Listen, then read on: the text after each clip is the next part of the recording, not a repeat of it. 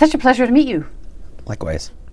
The world, maybe not all of English-speaking Canada, but the world was... The rest of the world around it? Well, the world was watching Cannes, and you won a huge prize, the jury prize at Cannes for your film Mummy. What was that like?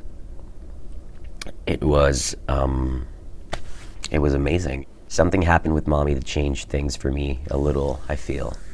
You know, with my age, I sort of struggle for credibility, and people tend to treat me like a kid, or which I am, I guess, physically, or but... You're 25. I'm 25. But then Mommy happened, and people were like, "Oh, okay," and that was great. I can't get over it. I don't have to, but I don't think I will. I mean, I still think about it, I guess, every day. You are very young. Some people compare you to Orson Welles, but he made his first movie at 25. Yeah, he was lazy. Lazy. You made your first, you were 18, weren't you? No, I was 19. I wrote it when I was 17. I was 19 when I started to shoot it, 19 and 20. So Orson Welles is lazy. Yeah. He's a late bloomer. I don't create with my age. You know, it's not an obstacle. It's not an asset. I don't use it. I don't think about it. I just, create and do what I have to do. There's a mother-son relationship theme, obviously, in your movies. Yes. Your first movie, I Killed My Mother, you've said was to punish your mom. The second one's a little different?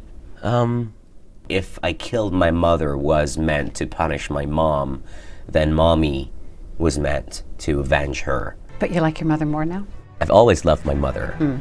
And when she saw I Killed My Mother, she told me 2 years after, because we never really talked about it.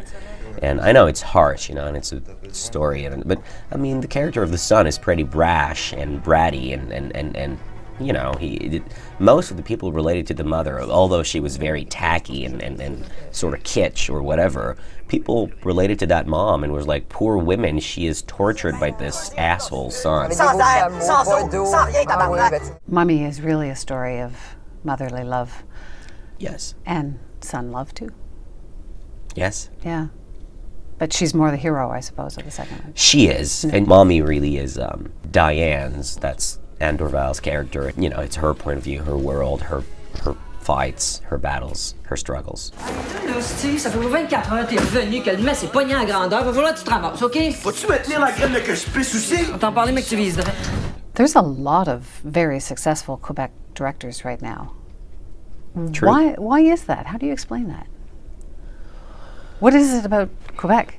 In Quebec, we've been told, and this is maybe something Canadian too. We've until the '60s we were dominated and ruled under church sole authority, and when we broke free from that insane omnipresence of the church and clerical omnipresence and everything, I think that we also broke free from the sort of convictions that those Christian values is such as having any sort of remote ambition is ungodly, or any desire for wealth, any desire for success, any desire for winning, or all of this in Quebec can be seen as unseemly, because if you prefer to achieve things that are greater than working from 9 to 5 and then taking the metro and then going to bed, you are pretentious, and you should get back down to earth and you should stop daydreaming. So does that make you different than Canadian directors? I do think that some people, especially in Quebec right now, but I do not know, the equivalent to Jean-Marc Vallée or Denis Villeneuve or Philippe Falardeau here in English Canada. I know, obviously, Adam Goey, I know David Cromer, I know Gavin, but I don't know who are the contemporaries of Philippe and Jean-Marc. But what I do know about them is that they have sheer enthusiasm for cinema, and they don't feel like they have to do films in a Quebec way, in a Quebec smallness. They don't feel they have to abide by any rules. You know, they just want to make good movies. And this is why they're doing movies in the States right now. They're not afraid of going to the States and working there. Until a few years ago, Quebecers went in droves, by the millions really, to see Quebec-made films. And now they're going to see these American blockbusters. Those are the ones making the most money in Quebec now. What does that say? Are they less interested in their own Yes. culture? Yes, sure. I feel like the Quebec public has been disappointed by many Quebec movies, and they've lost the desire to see them. Is there something political going on there too? Because it used to be, you know, you were supposed to see Quebec films because you were supporting the culture, and I don't think this is nothing now to more do- people speak English too, and so are seeing more English films. So I'm just wondering, is there a political motivation? People have always there too? spoken, yeah, but I don't think it has anything to do with that. I don't think people, you know, have lost faith in an identity and then lost faith in I just think that the business did this to herself in Quebec. I'm not afraid to talk about Quebec's culture, identity, problems, complexes with strengths, weaknesses. I'm not afraid of that.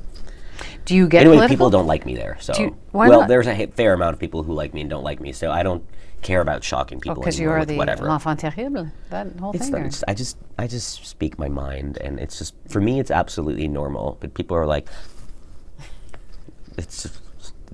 we've lost the interest for sane and healthy and plainly normal debate. Thank you so much. You're welcome. Yeah, it's been Thank fun. you.